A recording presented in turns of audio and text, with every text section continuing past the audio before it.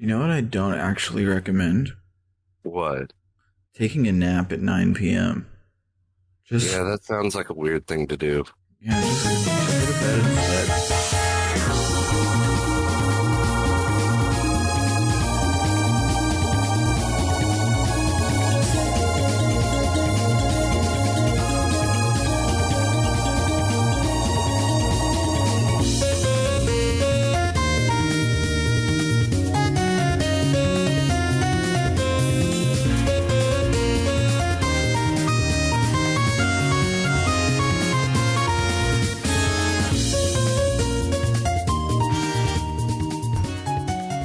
Welcome to Bookclub no Kiseki. I am Sam Allman. I'm David Bernard Houck. I'm Matt Jorgensen.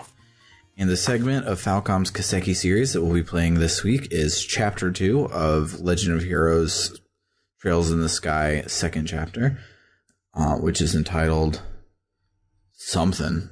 The Raging Land. The Raging Land. That's it. I knew it was raging something. But before we get to all of that, what's new, Scooby-Doo? I'm sick. I quit my job and I'm very happy about that, but then I got sick right after losing my health insurance.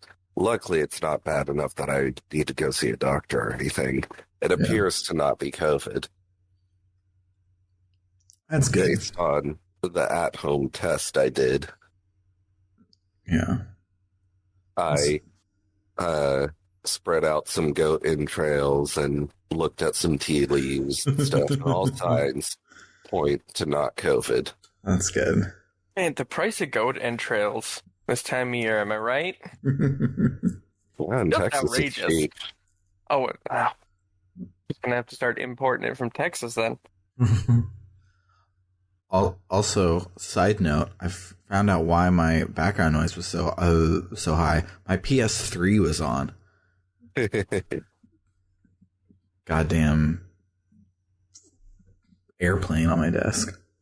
So, I apologize if my audio quality isn't as good as normal. I'm using a different microphone and a different computer so I can lay down in bed while we record because I am sick.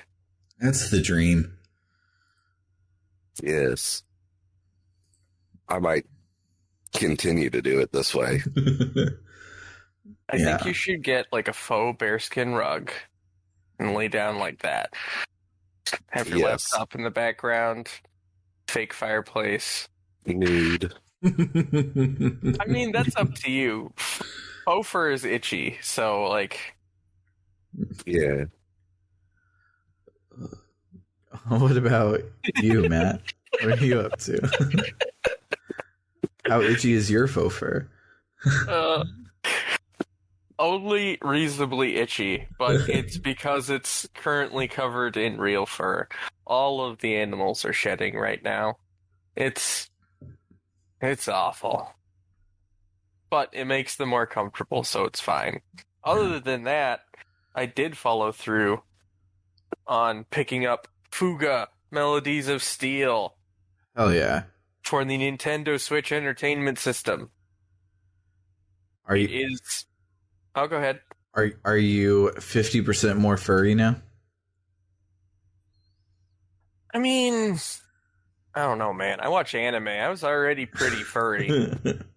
It's like, we all lived through Digimon Season 3, okay? We all know Renamon. All of us are at least a little bit furry. Yeah, we were all there then. Anyway, it is not the kind of game I thought it would be. Yeah.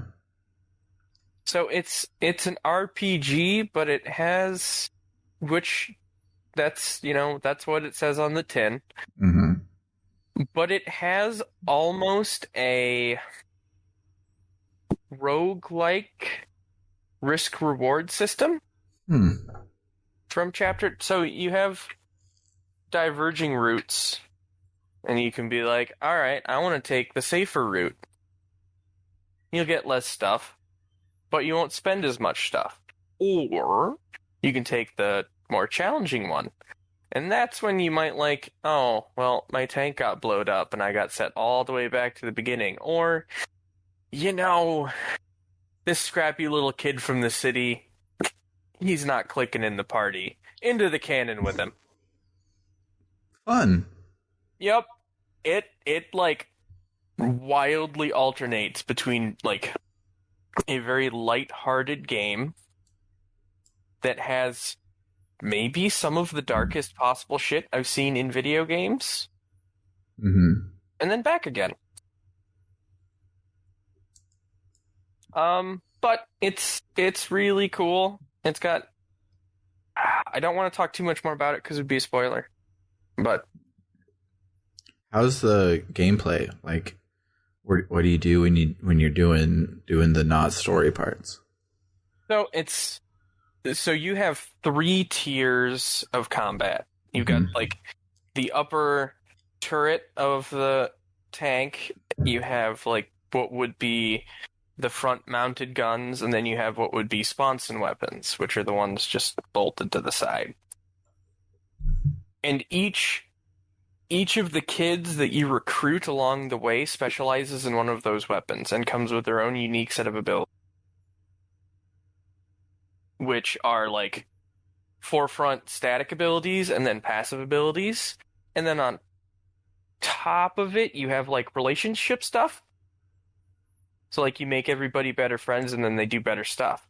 And then as you go through a fight, so it's standard Final Fantasy X-esque, flop across the screen till it's somebody's turn.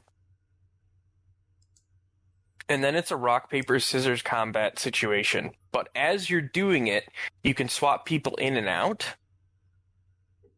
So like, okay, all these enemies are weak to heavy guns. So I'll swap in 3 heavy guns. But you also have to be careful when you time it, because every 4 of it locks you out after you make a switch every 4 of your turns. So you have to be kind of cognizant of what could be coming up ahead of the time. Okay. So other than that, it's not, on its surface, it's a standard RPG combat system, but it is really tasking you with thinking ahead. That's cool. Yeah, I'm a huge fan of it. I haven't got to play nearly as much as I wanted to, but I'm really looking forward to actually finishing a game this year that wasn't for a podcast. I speaking of finishing games that aren't for a podcast, I finished Phoenix Wright Ace Attorney 2 like last week, and it was amazing, but that's also my only game that I have completed this year that is not for a podcast, which is nuts. You also try not having life obligations.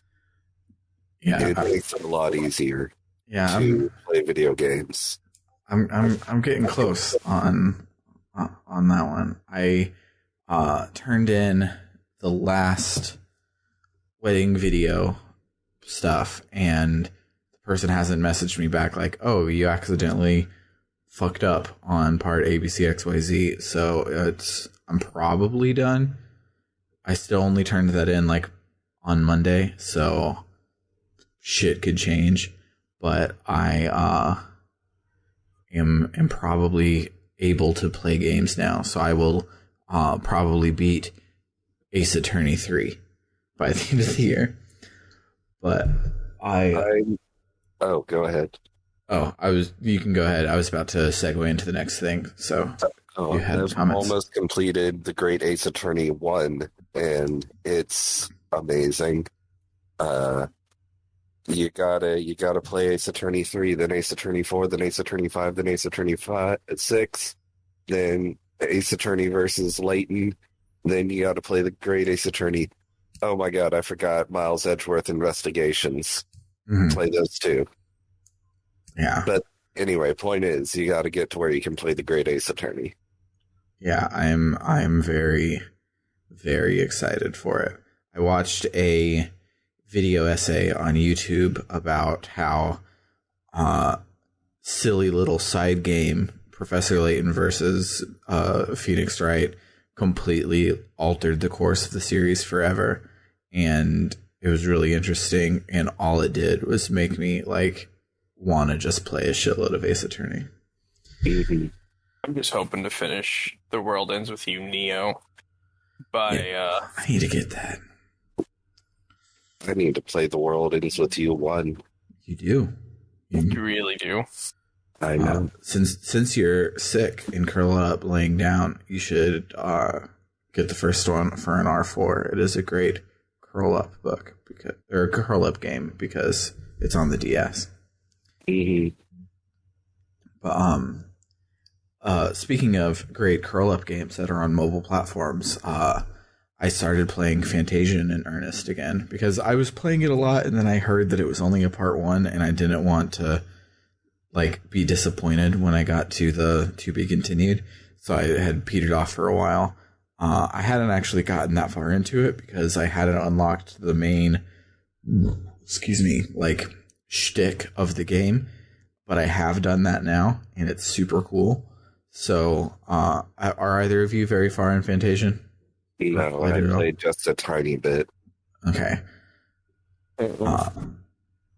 So in Fantasian, once you get to a certain spot, you unlock the Dimension, which is a thing where it takes your random battles and stores them for later, but it only can hold 30 monsters, so not even 30 battles, but 30 individual monsters.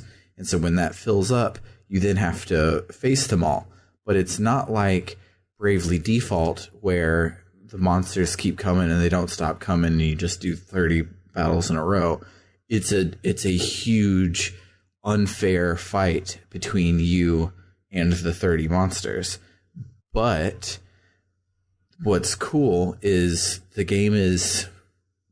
battle system is designed around like interesting ways to do AoE. So like what's her face like can bend her spells to like go around defenses and stuff like that, and the guy has a slash that penetrates or whatever. So when you have 30 monsters on there, if you're really good at your AoEs and doing fun combos and stuff, the 30 isn't even big, so you can take out like 4 or 5 a turn or whatever, and it's a shitload of fun and makes me think that most games should steal this to keep random battles being a good, important, fun thing to RPGs, but also let you kind of have control over them without without being monsters on the field that you can skip all of or turning them off completely, like in Bravely Default. And this is kind of a mix, and it's real good and real fun. And I got to the main bad guy's reveal, and he's cool looking and terrifying, and he whoops your ass like Vile in Mega Man X. So good, so fast, and it rules, and I can't wait to rub his ugly face in the ground towards the end. Speaking of games where a bad guy kicks your ass, and then you survive for some reason and continue on. Mm-hmm. The Legend of Hero Trails in the Sky, second chapter. Hell yeah. That's not where I thought that was going. I like to go. I mean, it's happened, including this week, it's happened twice so far. Yeah.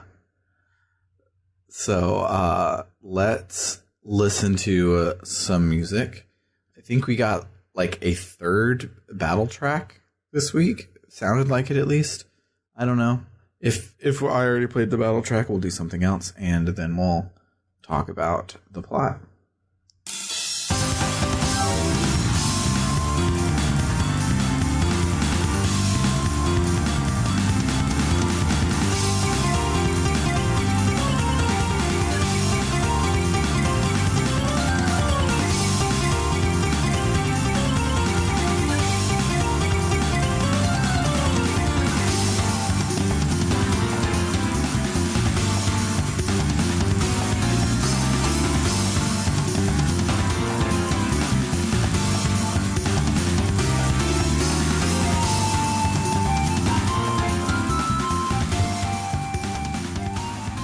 right, take it away, Matthias. Oh, that was weird. Okay. I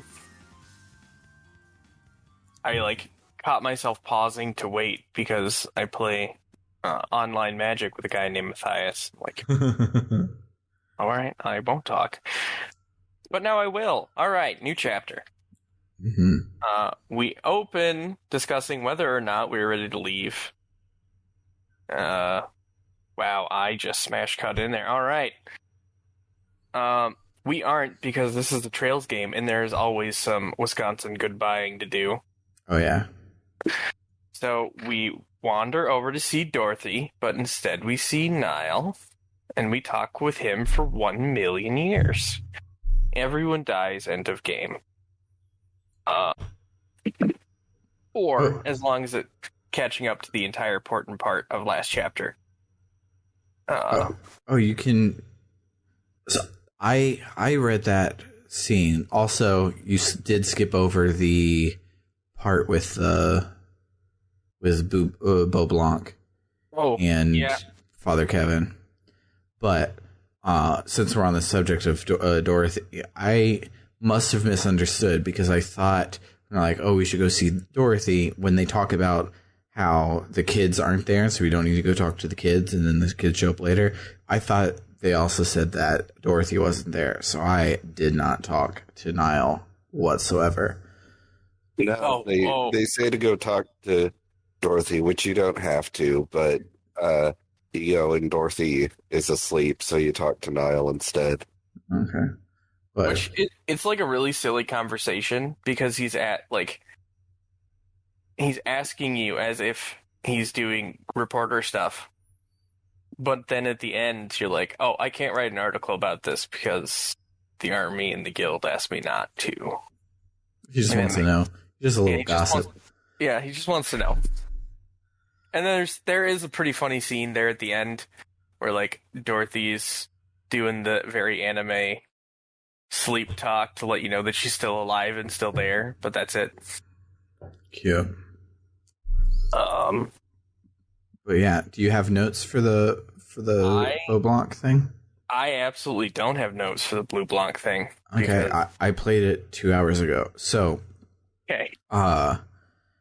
So you come up from the save point, and Beau Blanc is on top of one of the roofs in Ruin, like looking out, being all anime and shit, being like, "Oh, how like."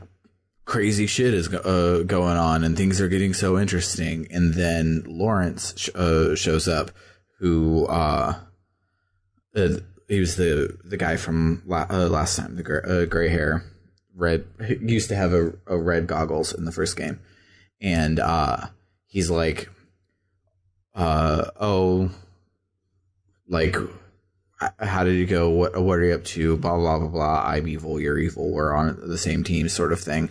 And Beau Blanc is like talking about how like unimportant we are, but he has a rival in Olivier. And Lawrence is like, "Shut up! I don't fucking care about that. You're insufferable, but things are going to plan according to plan, etc." And they're like, as long as the little mouse over here plays their part correctly, or whatever, and you hear someone like it off screen be like, "Oh shit," and so they like hands on their blade, like go to look and investigate, and the ravens are coming home like drunk as hell, and they're like, oh, okay, never mind, the mouse can live now, etc. And they skedaddle, and then the ravens stumble into their hideout, and the camera pans, and like hiding nearby was Father Kevin. And he was like, "Oh, that was so close. Like, I nearly got my ass kicked. I almost got found out. But now I know that Ouroboros is on the move, etc. And these guys are part of it. And I'm up to something to stop them, but I'm not sharing it with the party yet." And then it fades to the aforementioned scene in Ruin.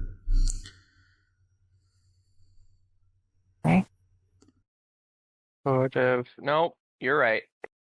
I was just flipping back to my notes from last week because like that feels like something I would have put in last week's notes, but I also didn't put it in last week's notes.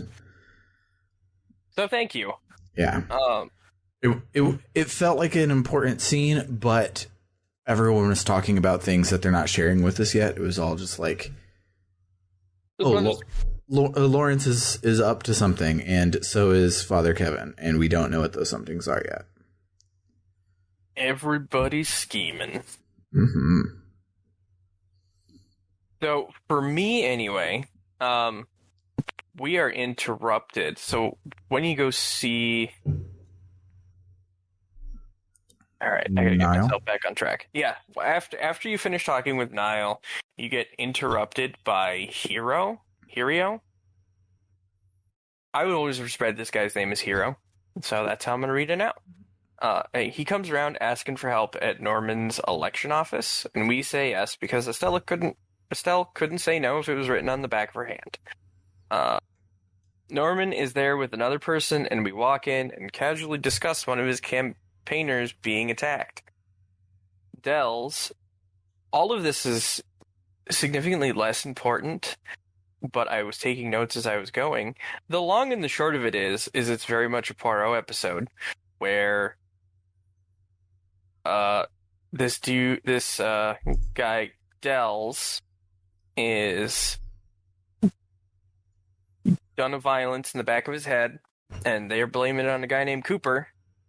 But it turns out it was an accident, and everyone's okay.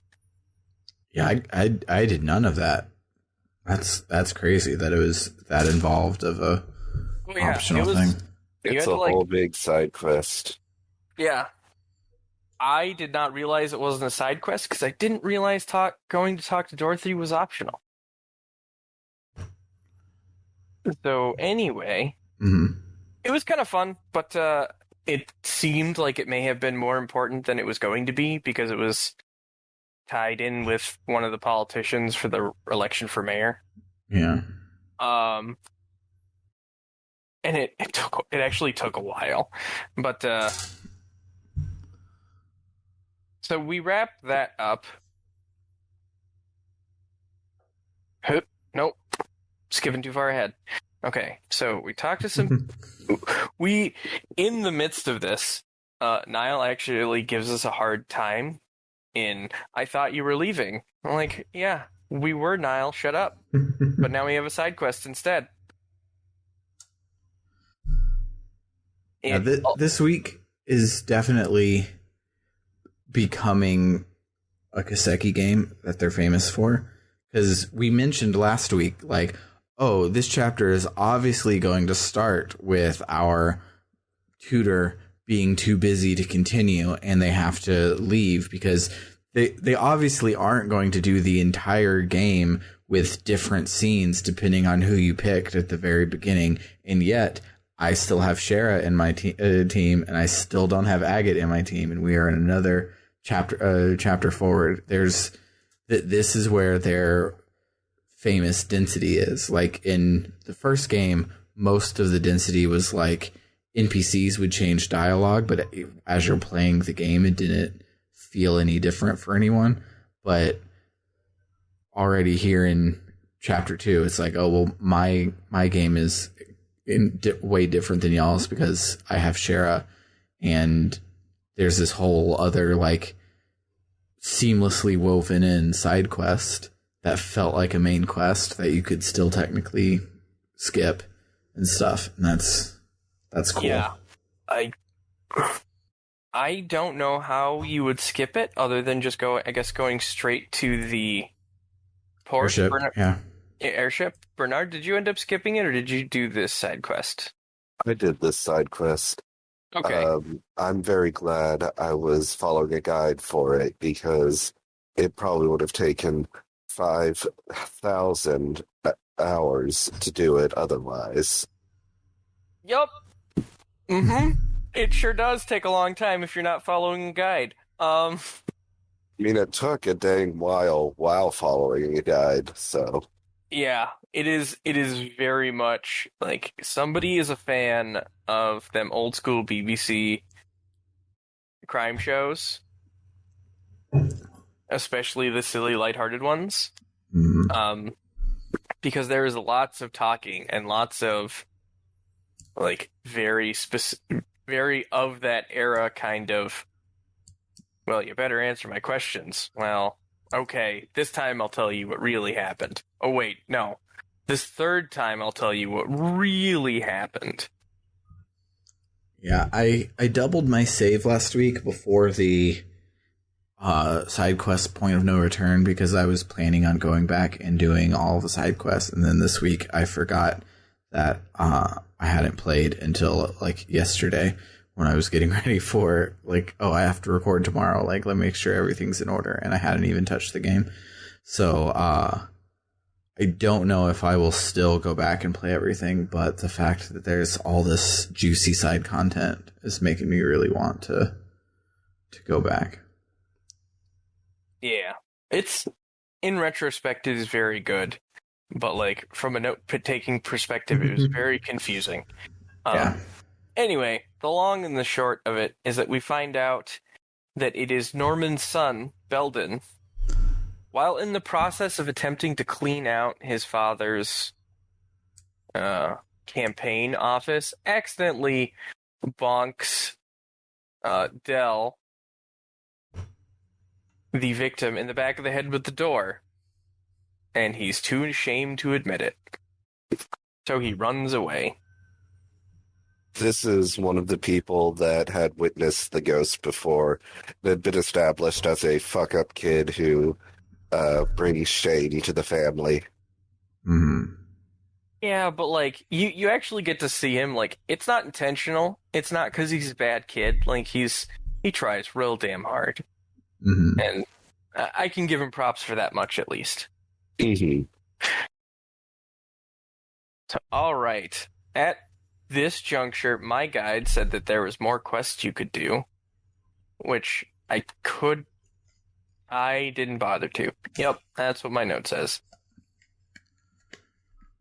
Dope. So we get to the air scene, we get to the airport, and we get a nice scene of the matron bringing the kids to say goodbye, which is nice because we specifically mentioned previously that we wanted to see them, but we were just going to send them a letter. No letter though, and off we go to Zace. We get some not filler. I went with calling it fleshed out stuff on the airship. That seemed fun but unimportant at the moment, but clearly I have no idea what is and isn't important. Yeah, this was just a Legend of Dragoon style, like, talk to all of your party members and just get to know them as people little section. Yeah. No one said anything super important, except for the weird thing that Sieg flies at 1,800 Selg an hour. I have no idea what a Selg is, but it always feels like several feet. So it's always like when you see a sign, it's like, oh, the town is 500 Selg away. So it's like, okay, well, it's kind of a ways away. So maybe that's like a Selg is 3 or 4 feet. But even then, like that's real fucking fast for a bird to fly. Maybe it's like based on the speeds of actual like raptors, but the thing is their top speed is actually when they're diving. Maybe they looked up top speed of this kind of bird and converted it to Selg, but didn't account for the fact that that's only under very specific conditions that they can go that fast. Yeah, it's like one of those that guy that wrote that book with old dies, and he accidentally used Legend of Zelda Guide as a reference. Yes. Anyway, there was some fine stuff there. I don't write down anything specific. So, we land and we make our way to talk to Kilika, but it is immediately interrupted by an earthquake. Nothing is damaged, so it's probably definitely not important. Stop asking. We get to the guild and do the greetings. There are some posted jobs, but we get a guild to investigate the earthquake that I was promised wasn't important. I have been betrayed. we find out that it's particularly weird because another earthquake happened just a few days ago at Wolf Fort that was specifically centralized in Wolf Fort. I think they want you to understand that earthquakes aren't like a centralized thing. I grew up in Wisconsin, and I've never in my life felt an earthquake, so I did not understand this until it was explained to me.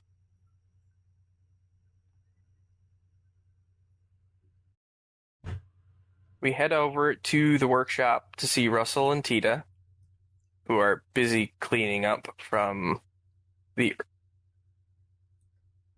one of the earthquakes. It did not specify. I'm assuming it is the most recent one. We talk with them about what's going on. In particular, the weird projector from the last section and the black orbment. He explains some kind of complicated stuff about the orbment that I didn't quite understand, I don't think. Yeah, it's all made up anyways. Yeah, it's all made up anyways. I was going to try and explain it, but nah. Russell then informs us he can help with the earthquake, but we should go to Wolf Fort first because he's an old man and they're known to futz about when setting stuff up. There are some board quests my guide recommends doing along the way. I didn't even... So the first game, when I was skipping through my side quests because I was just going to look at all the side quests on the Let's Play when writing my notes, I would go over to the board, pretend to say hello, accept these quests, just so if I happened to accidentally do one, I would get the extra bonuses. This week, I didn't even look at the board, so I have no idea if there are any good quests there whatsoever. I just do the monster hunting quests. Pretty much. Mm-hmm. Yeah, that's it. In the first game, I was still coming off of Trails of Cold Steel, which handles its quests the exact same, but in universe it feels more important for some reason. So I was trying everything I could to get all those quests done, but now it's just that, and I am uneasy. And I'm already a flesh mower, so shrug. Okay, so according to the Kiseki wiki, a selg is approximately 100 meters. So 1800 selg would be 180,000 meters, which would be 590,000 feet, which is 111 or 112-ish miles an hour. And I was like, that's ridiculous. What's the speed of a peregrine falcon? It's 240 miles an hour. So yeah, maybe it's not as obnoxiously fast as it seemed, but it's 1800 is just a really big number to be anything an hour to make it seem like it makes any sense, but it's actually not that bad compared to the real world. Birds, man. How do they work? Birds are weird. Birds aren't real. Bernard, I need you to start a Twitter account that's just one of those crazy conspiracy theory accounts, but it's just birds aren't real. I'm pretty sure birds aren't real as an actual fake conspiracy theory. Oh, never mind. Now I hate it. Burn it in fire. But I just did look up on the Wikipedia page for list of birds by flight speed, and the peregrine falcon's top speed is 240 miles an hour, but their maximum horizontal speed is only 68 miles an hour. So Sieg is still a little ridiculous. But see, that's what I was saying. Horizontal speed. Yeah. Unless maybe he's going down and up in Super Mario World with the cape. Yeah, he's got the speed that way. It's just a steep rise, and then everywhere he's going is down from there. Yeah, he got a feather and turned it into a cape, and now he does that, and that's how he goes real fast. But sorry for the interruption. I had to math real quick because it was blowing my mind. I dig it. I was gonna look it up after we're recording. Knowing it now, will probably let me focus a little bit. Probably not. Anyway,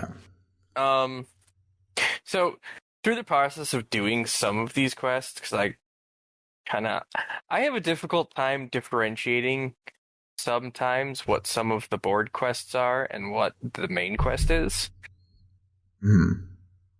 Which is just, I think that's just always true for me in the Trails games, unless I actually read what the board quests are. Yeah, usually I don't. You'll just stumble in somewhere and unlock a cutscene, and who knows what cutscene it's related to. Exactly. But we end up picking up some tidbits about during and around the earthquake at the fort. We get a description of an Agent Smith-looking dude.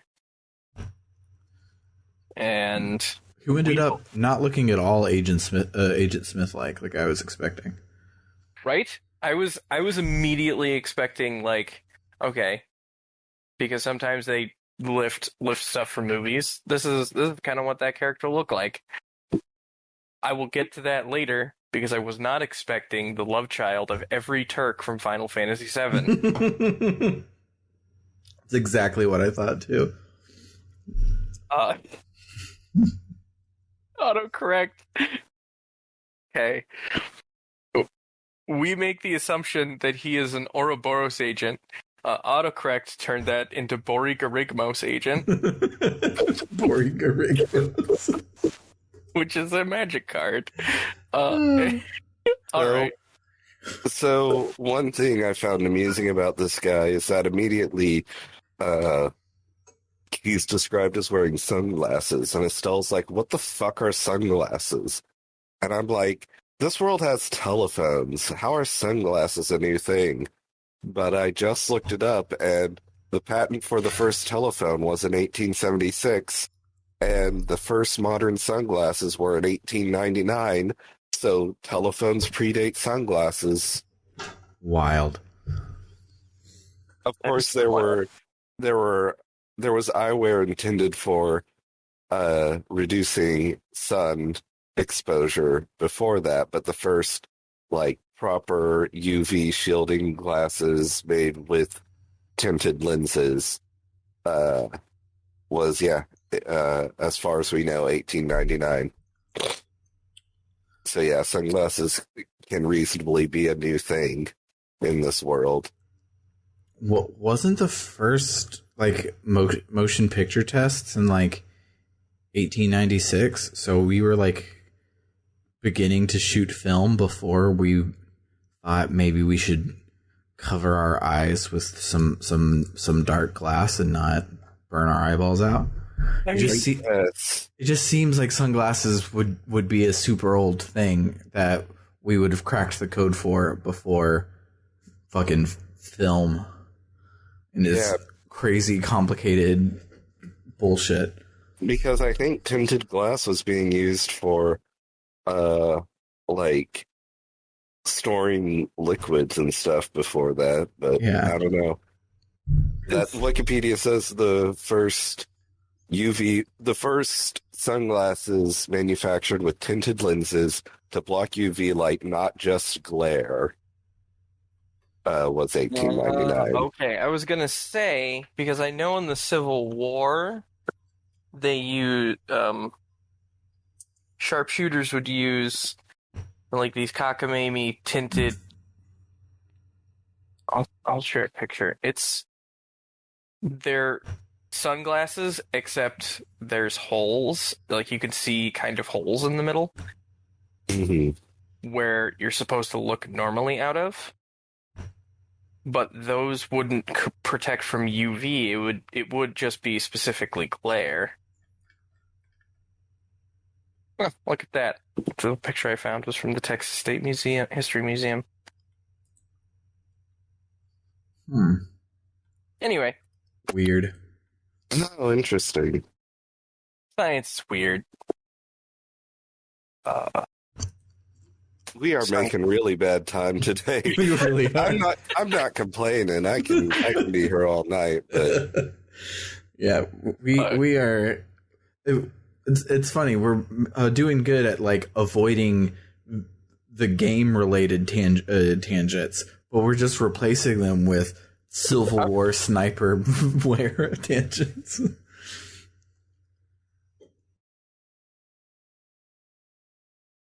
Okay, you're right.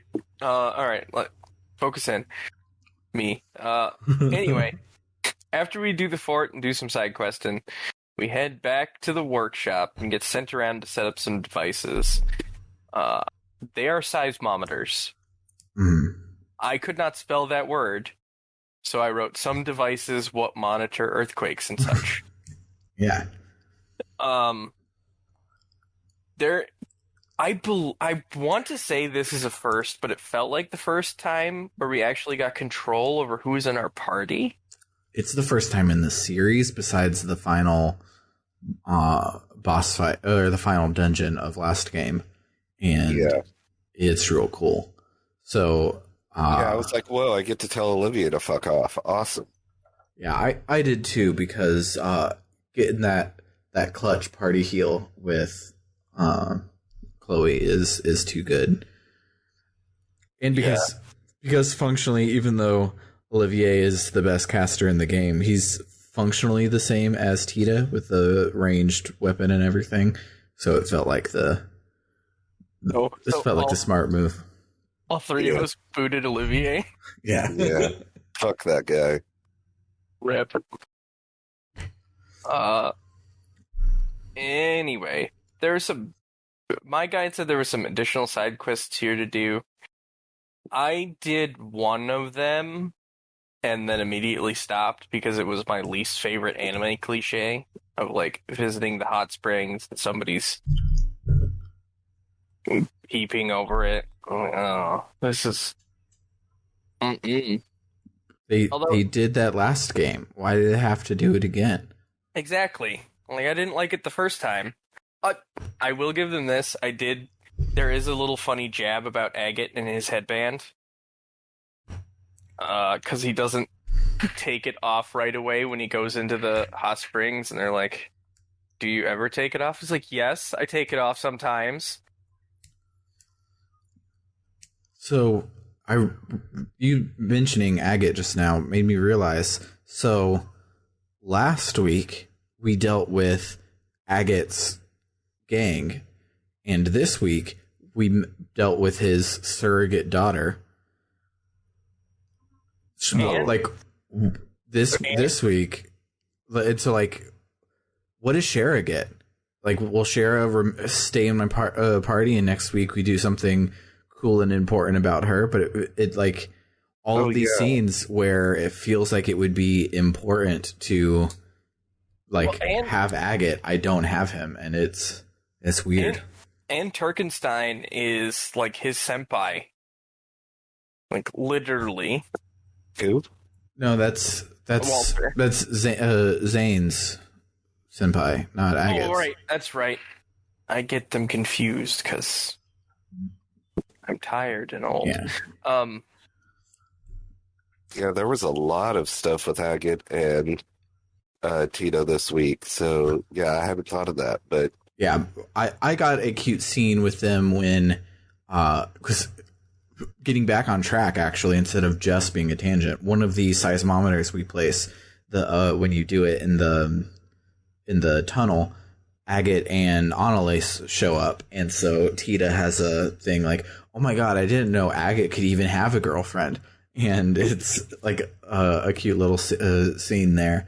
So I got like a little bit of it, and that scene is what reminded me. I was like, oh yeah, this is twice in a week, 2 chapters in a row where we've done stuff where it seems like Agate is the canon choice, but I'm not mad because Shara fucking magics like a truck and came in real handy on the boss of this week because they only have low magic defense. Everything else takes forever to fucking hurt them at all.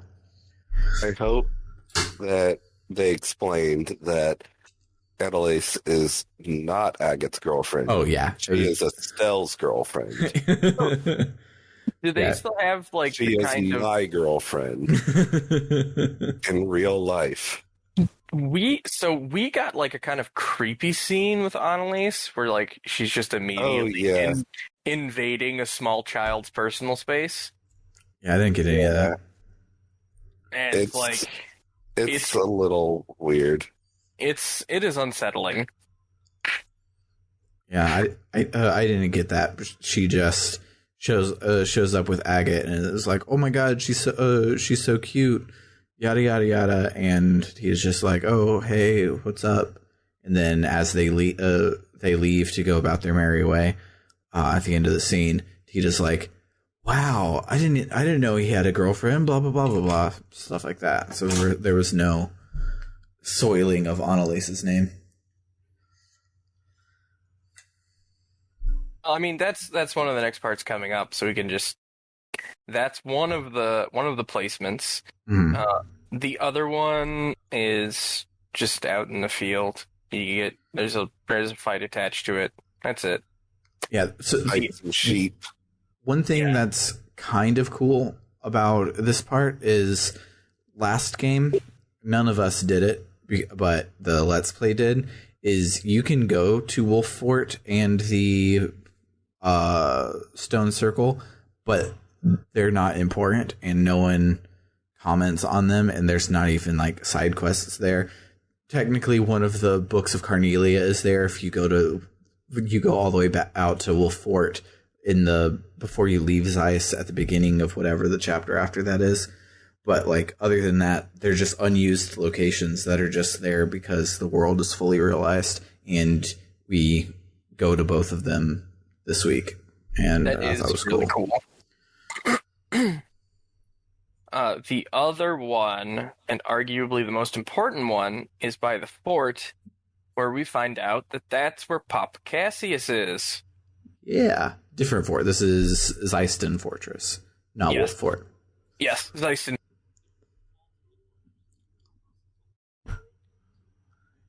Yeah, there's a cute bit where we're like, oh wow, this looks so much different in the daytime. Last time we had to break in, and Chloe's like, as princess, I think I probably shouldn't be listening when you talk about breaking into a government facility, but I'll let it slide for now. Yeah, and what's his name is real pissed about it. Still real pissed about it. But we find out he's there in his capacity as working for the military. It's a nice little scene. At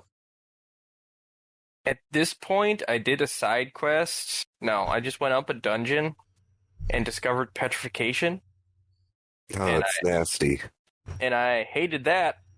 Mm-hmm. And I also didn't read what an accessory did, which could have made it a lot easier. But reading's for nerds, so it sat in my bag. Oh yeah. Yeah, that's running into Sharon. We actually talked about them in inverse order that I wrote them, and then there's a page jump. There we go. So we plant the last antenna and seismometer and head back to the workshop. Russell is happy with the work we did and tells us, well, you should head out because it might take a while to get the readings. But fuck that. This is anime. Yep. Yeah, so we get an earthquake basically immediately, right under Leiston Fortress. You know, where Dad is. She dies. Yeah, he dies. End of movie. I really thought this was going to be like a thing and we would have to go over it because I knew like they're going to squeeze in the new map somewhere so that we'll have a new dungeon to explore, and I wonder where it'll be. And it's like, oh, shit's happening at Leiston Fortress. I'm like, okay, we're going to go there. It's going to be like tore up. There will be like a crack in the ground and we'll go into the cave or whatever. But no, we immediately get a phone call that everyone's okay and there's nothing wrong at all with the fortress. And it's like, okay. Yep, the way this was portrayed, I immediately thought, oh, okay, so this isn't an Ouroboros situation. This is the military's doing something weird to counter Ouroboros and doesn't realize they're messing stuff up. Mm. And then it I had that thought for 30 seconds until it smashes to Cassius, who's like, no. I big-brained this whole situation and knew they were immediately going to cause the earthquake here, so I prepared for it. So He told everyone to sort of take a wide stance. Yeah. Shelter in place. Yeah, shelter in place. Press on these walls so they don't give in. It'll be great. We learned that the process of causing the earthquakes is by controlling septum veins. And it's literally weaponized earthquakes, which everyone is terrified by, which means they haven't played Pokemon. We thought we would be on there's a brief second where we're like, okay, well now what do we do? And Estelle immediately chimes in, hey buddy, can you just track where it came from? And Russell's like, yeah man, I can do that. Yeah, it's weird that wasn't his plan from the whole time, because he got 3 of them to triangulate the location, but it wasn't his idea to triangulate. My favorite part is that it was Estelle's idea. Of course. I love that. She's the smart dumbass. That's her shtick. I like how she went to school at the beginning of this game and got smart, and now she's not a total dumbass anymore. Yeah. Anyway, we find out that it is coming from Elmo Village. For some reason, I headed back to Zeiss to talk to Kilika and then headed off to Elmo. I don't know if that's absolutely necessary, because I trust nothing in this game now after dealing with Norman and Belbin. Yeah, it's not necessary. That's just what the characters were about to do when the earthquake happened. They're like, "Oh, we'll go and turn in at the guild." So, and it's on the way. So yeah, gotcha. That makes sense. So we run into Mrs. Mao, who is the quest giver from the inn that we previously discussed with my least favorite anime cliche.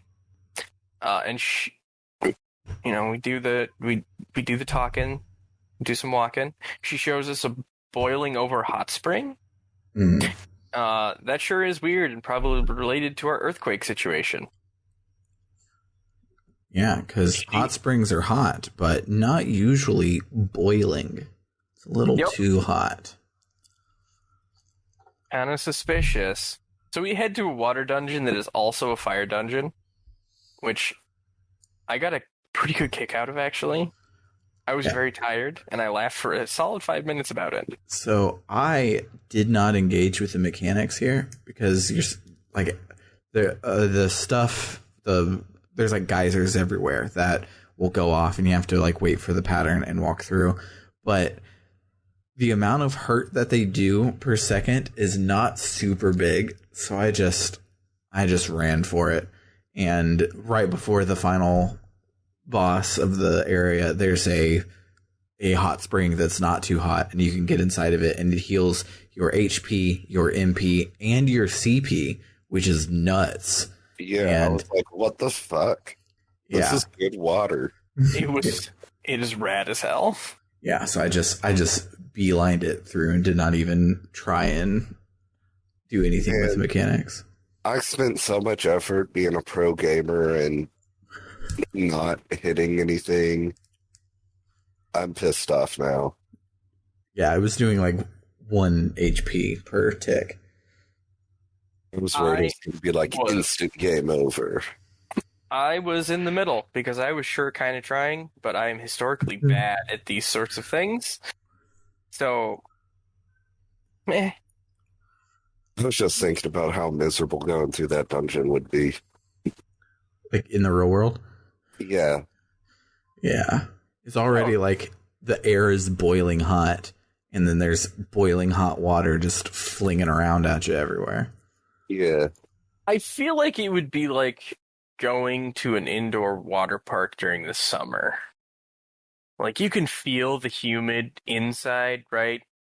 And if you get a little too close to the walls, you could feel the humid outside. Yeah. Me and Bernard are from the South, where why would you ever have an indoor water park when it's 1,000 degrees outside? So cannot relate to that idea. Because nobody wants to go to a water. A, there's snow on the ground 7 months out of the year, and sometimes in January you want to ride on a water slide. Don't worry about it; it's fine. Yeah, I'm excited for the first snow to come next month. Don't remind me. I'm not ready. I need a snowblower. Anyway. Luckily, we never get snow where I am. Absolutely never. Oh, another tangent, because that's the name of the fucking game this week. So, last night, last night we get a tornado of alerts where you go down to the basement, and so I'm like looking at the weather.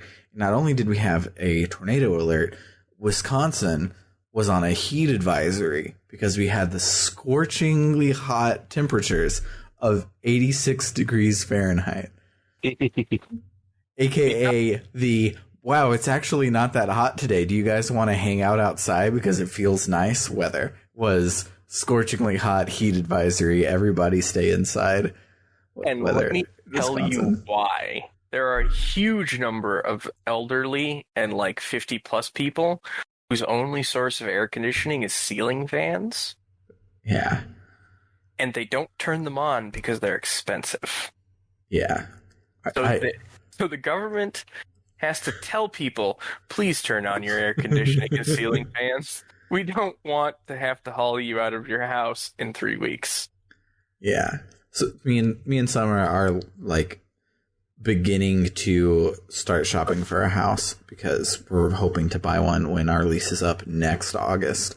And so many of these like dream homes were like, oh my God, this is perfect. Everything would be great. And we're like, look in the section on air conditioning, and it's like ceiling fans in 3 of 10 rooms. And it's like, this should be illegal. Like, how can you not have central air in 2021? Yeah, even if you're living somewhere where the summers aren't too bad, once you've lived with central air, you can't go without. Yeah. Not once in my life have I lived in a place with central air. Everything has either been like an in-unit box fan or ceiling fans. Yeah. And I've lived in a lot of places. That's bizarre to me, and it's definitely one of the weirder things to get used to up here is that people just crack open a window instead of forcing cold air on themselves. It's why, hot take, Texans are actually not that good at dealing with heat. Yes. In my opinion, because anytime they're indoors, they have air conditioning because every home has central air here, because if it didn't, people would die. Yeah. So Texans are not actually particularly good at dealing with heat. Hot take. Yeah. Now that has me curious, who in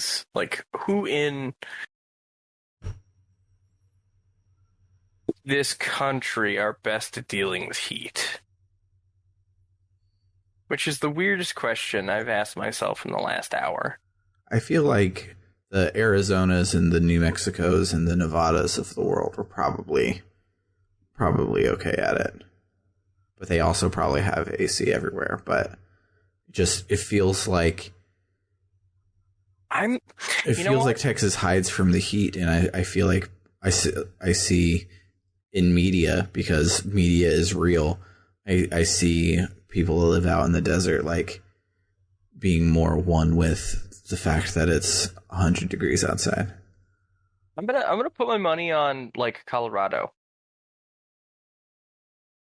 That's where I'm putting, like, somewhere. I don't know any of the places in Colorado, but somewhere over there. That's where my money is. Or, like, somewhere weird, like Connecticut.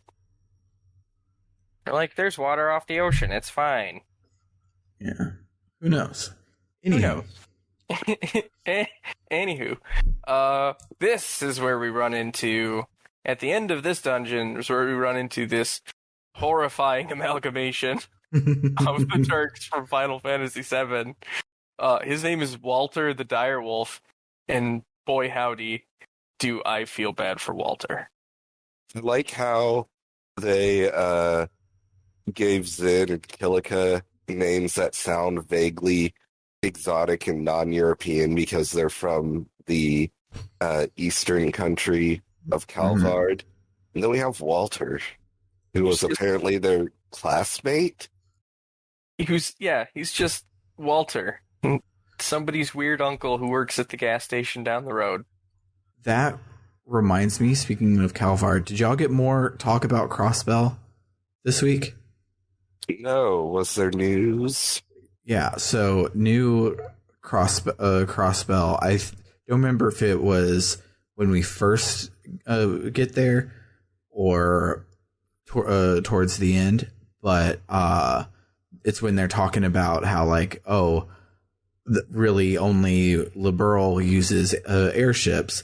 In Erebonia, everything's on trains, and then they say, and in Crossbell, everyone uses buses because Crossbell is like a city state, and everything is more like modern-y cities type stuff. And it's probably added stuff for the evolution versions because these came out after the Crossbell games, and so they probably were tying it in more. But I just, because y'all didn't have the mention of it last time, I wondered if y'all had it this time. No, and I didn't encounter that dialogue in the PC version. Okay. Or at least didn't remember it. I remember it vaguely, but I do not know if I remember it from when I was playing the game or using the LP to make my notes. Okay. There is a section coming up that makes me believe that it is from the game itself, because there's a few of proper nouns of factories and companies that I'm like, I recognize those from a different game. Mm. But I also wasn't talking to very many people this playthrough. Dimitri was being a poop while I was trying to play.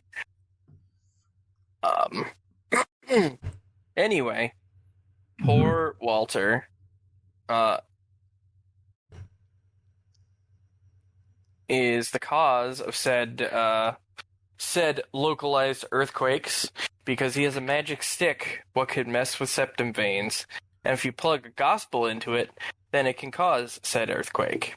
And it's all cooked up by, good God, autocorrect,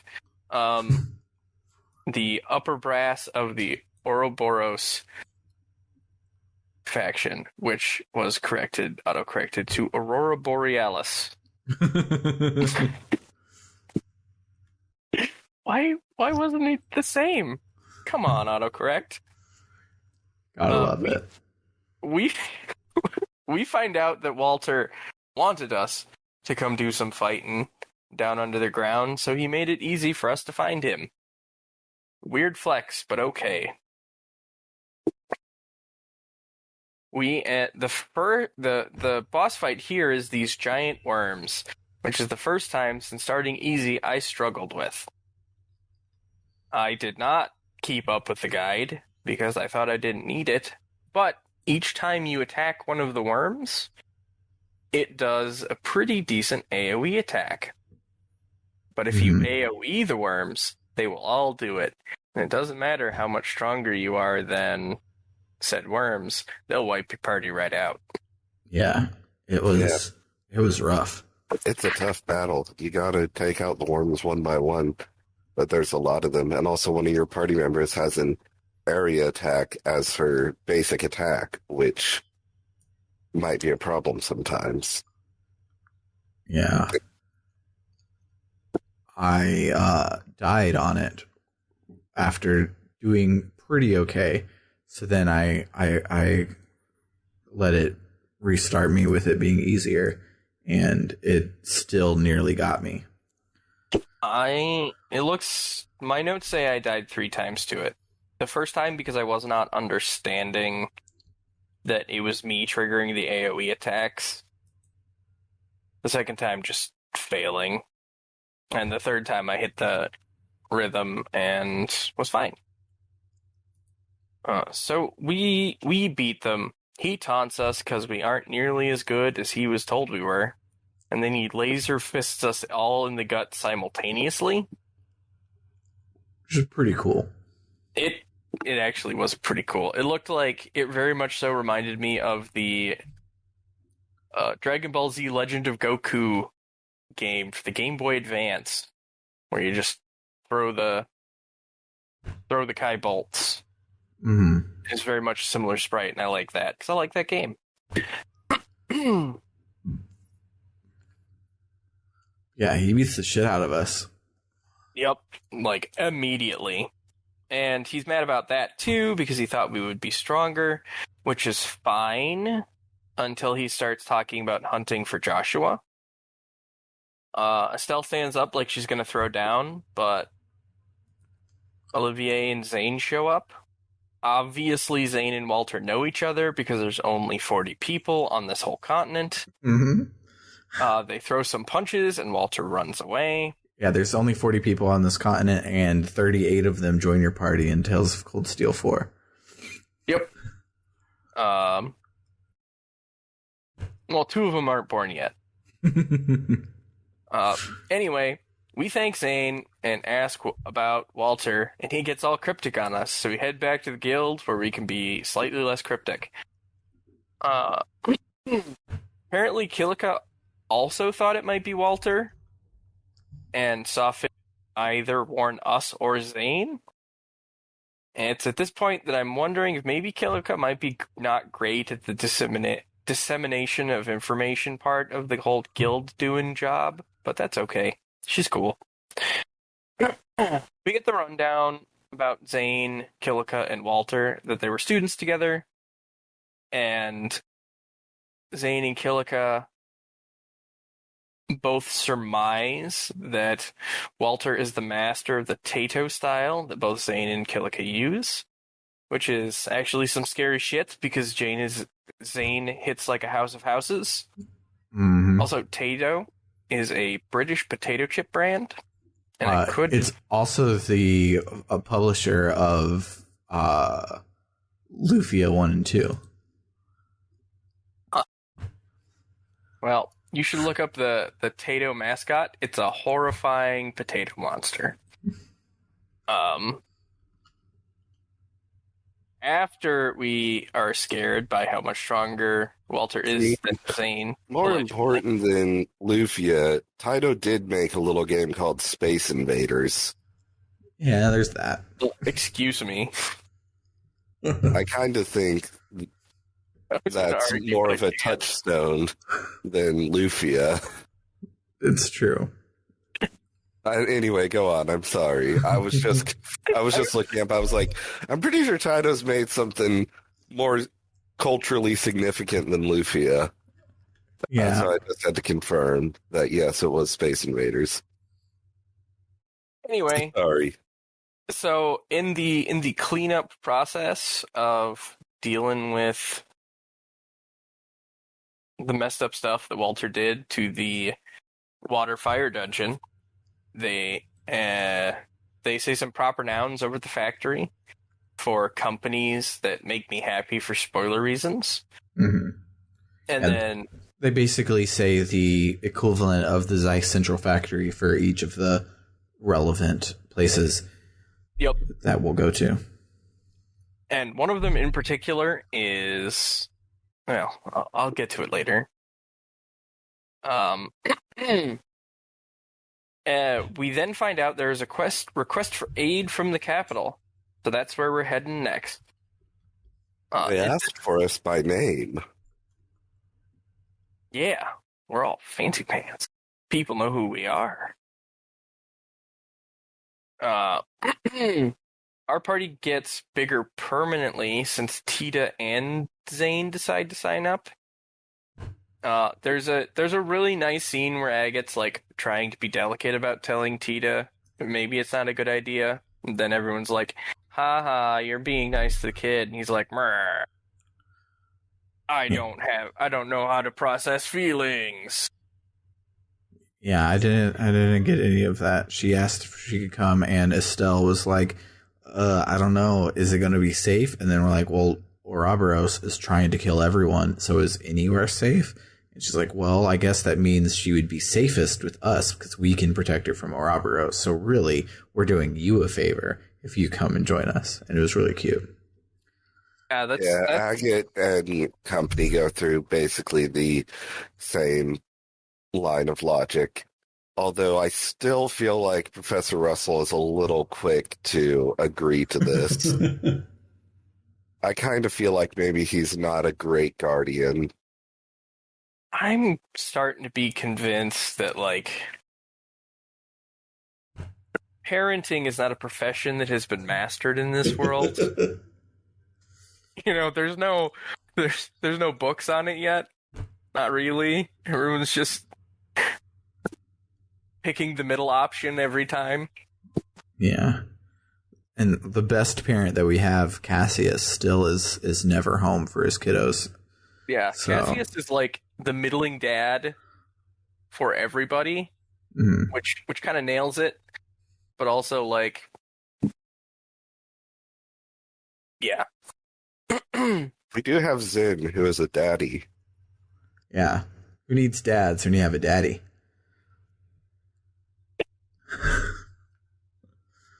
But I do believe that is where it cuts for the week. Yeah, that's after this when it fades to black, and that's it. So let's listen to something, and then we'll talk about our memorable moments.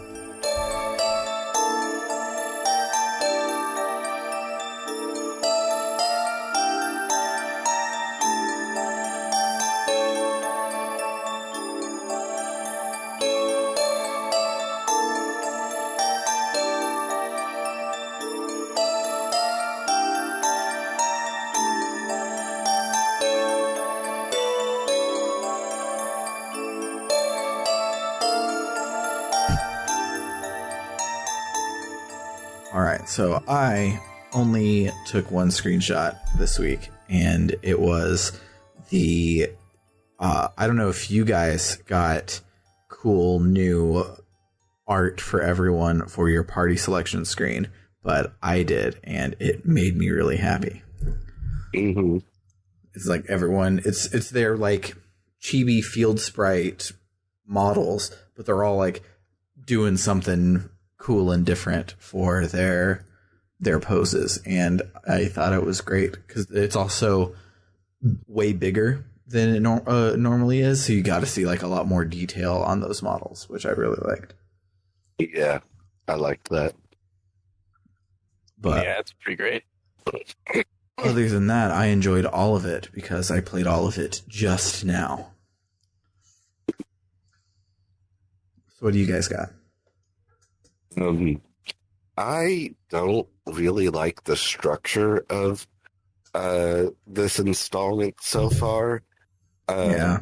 Compared to the last game, it felt very natural how we were going to these different scenarios, having a scenario of the week, episodic adventure that would naturally tie into an overall story in a really impressive way. But here it's just sort of like we go somewhere, something stupid is happening, and we figure it out, and wouldn't you know it, it's an Ouroboros guy just doing something ridiculous, and then he doesn't kill us for no good reason, and then he runs off. And I kind of get the impression that's how the next couple chapters or so is going to go. Yeah. And I'm not as impressed by it, and I probably wouldn't be so disappointed by it if I wasn't so impressed by the structure of the last game.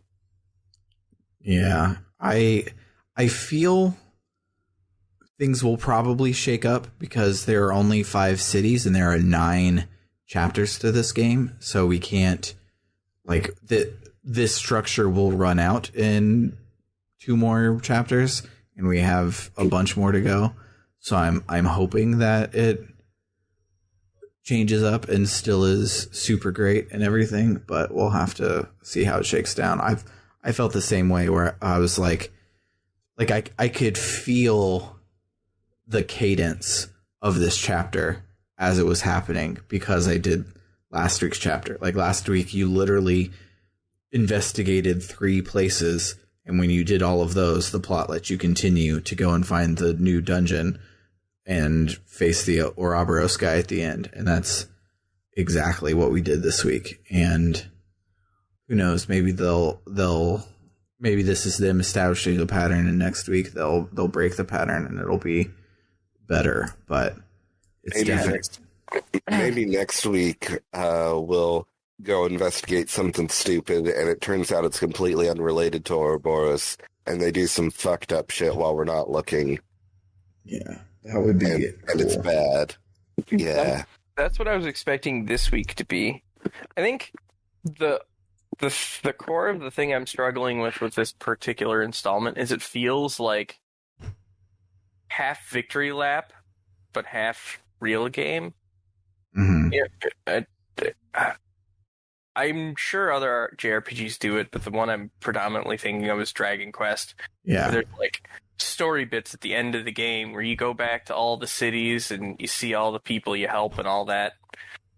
You know, you get the warm fuzzies and then credits roll and you're happy. It almost feels like that's part of what's going on and it's causing a little bit of a dissonance for me. Yeah. But I say that, but my memom is like the reunion of Estelle and Company with Tato. With Tita. Tita. Yep, now I just cannot say Tato. With Tita, because like you kind of forget that she's still a child in the first game. Like she's, you know, the kind of common thing in some media is the prodigy that's, you know, oh, I'm 14, but I graduated MIT and I'm the smartest kid that's ever lived. Mm-hmm. And the most believable instances are when you're reminded that, okay, yeah, they're that smart, but they're also still have the emotional capacity of a child. Mm-hmm. And she, like, breaks down. She's like, I never thought I'd see, you know, being sad that she never thought she'd see Estelle again because Joshua left. And then she wasn't in the country and she didn't understand, like, that emotional, sociological thing that happened there. I thought that was really great. I thought that was a good little scene. Mm-hmm. One thing I did like about this week is that I don't remember this being so much the case when she joined the party last game, but in this game, she joins the party at a significantly lower level and has a lot less HP and defense than everyone else.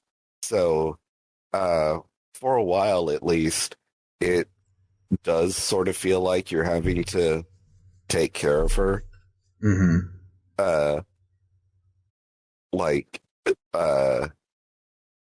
Mechanically, it just feels like, yeah, you have a kid with you and you have to keep in mind keeping the kid out of danger.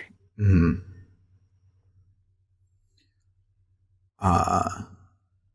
Speaking of mechanical things that I liked this week is I got my first of the new Orbital arts this week, and I got Plasma Wave, which is a line attack. So you line up your line, and notably, it is area of effect and not a pick a opponent and you do a line through it like all the ones you had last time. So it's like you get to pick line exactly where you want your thingy to be, and it doesn't have to pass through the middle of one of them. And it was real cool, and I was missing that a lot last game, where like they would be just far enough apart where I couldn't get the three of them in a line, but if I were able to just put it down the middle of them, I would hit all of them.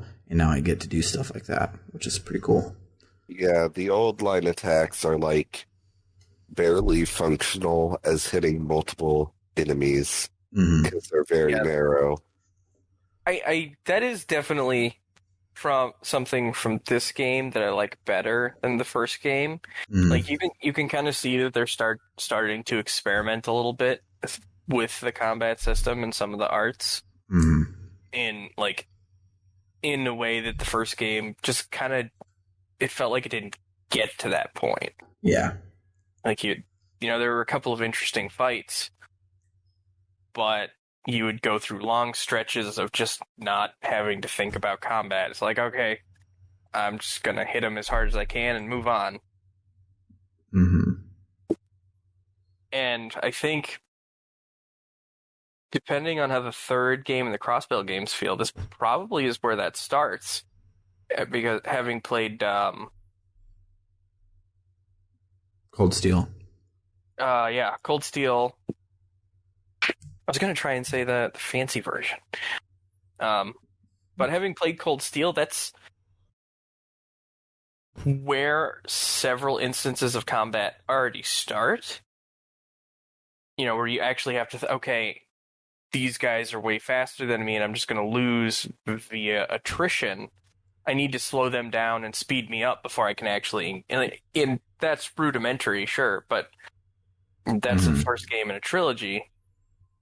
So it's actually really cool to see like the beginning of the foundation of that in this grand trilogy here in this game. Yeah, I had said that this battle system was my favorite JRPG battle system, having only played the first game. But now seeing all the new cooler stuff they're doing with it, now I can only imagine it being like cream of the damn crop by the time we get through Cold Steel. And I was just going to add in, I've heard that they actually, and take this for what it is, it's from a RPG website's Discord, like an RPG reviewing website's Discord, but they actually toned down and like made the combat in Trails of Cold Steel easier versus Crossbell. So interesting. I'm actually really excited to play Crossbell to see, like, you know, I don't want every fight to be an Octopath Traveler level. You know, this isn't an RPG, this is a puzzle you're solving. Yeah. But to see a lot, to see this combat system stretch like right up to its seams would be really, really cool. Yeah, I'm also super excited for Reverie, is its new English word, artist formerly known as Hajimari no Kiseki, where they Final Fantasy VII remake it, where you're going around doing action combat, but at any second you can pause it like a KOTOR and tell your team to go and do the things, and it's the Trails battle system, but just like the camera shifts, and then you have like the commands you tell them to do is as if you were planning out their turns in this battle system, but for the most part you're going around and playing it like an action game, which is super cool, and I'm excited to see how that feels because it looks awesome, and it was awesome in remake, so I'm sure it'll be great. But we got like 6 years before we get there, so I don't know, man. We're trucking through these pretty fast.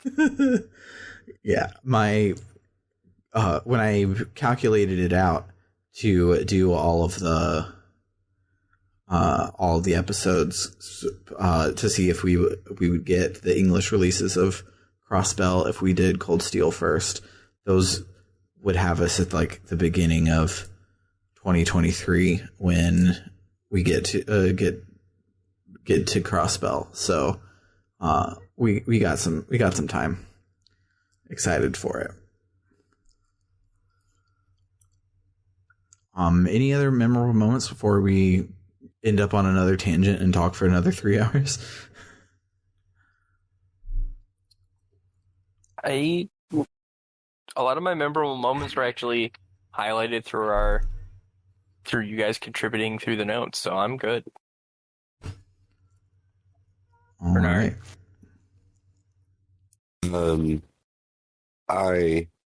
I just am also finding the game very mechanically satisfying. I really have enjoyed putting my party together this week, and the battles are challenging, and it's really cool. Oh yeah, like even when I was playing through the game the first time, through the first game, I was able to just hold down circle and X at the same time, and it just attack and speed through the entire battle for most of the trash mobs, and then I would get to an extermination or a treasure chest mob or a boss or something, and then I would have to engage with it. But I got my ass kicked every time I tried to do that this week because I was in a hurry, and I actually had to engage with the game because even the random trash mobs are like more mechanically interesting than they were last game, which is super cool. Mm-hmm.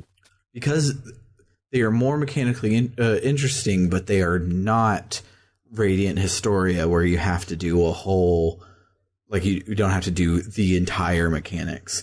You just you can't just sleep through it. It feels like Persona 5 in that way. Persona 5's trash mobs were awesome, where it's like you had to figure out the puzzle and do the puzzle correctly, but that didn't take 30 minutes of your time. And I really like it. But yeah, this series would not exist without the support of our Ko-Fi backers. So shout outs to all of you for donating. If you are listening to this in the after times and you want access to approximately 2 more episodes, you can support us on our website at www.rpgbook.club, where everyone who donates gets access to these episodes a month before everyone else. They also can vote in our polls for our main series to see what game we're playing next. And there's also merch available there. Lots of cool stuff. Come and check us out at www.rpgbook.club. And there will be a link to our Discord where you can come and hear us record our main series episodes. Usually every Friday. Sometimes it gets all switchy uppy because of personal schedules and stuff. But for Book Club no Kiseki, I have been Sam Allman. Hey, David Bernard Howe. And Matt Jorgensen. Adios, amigos.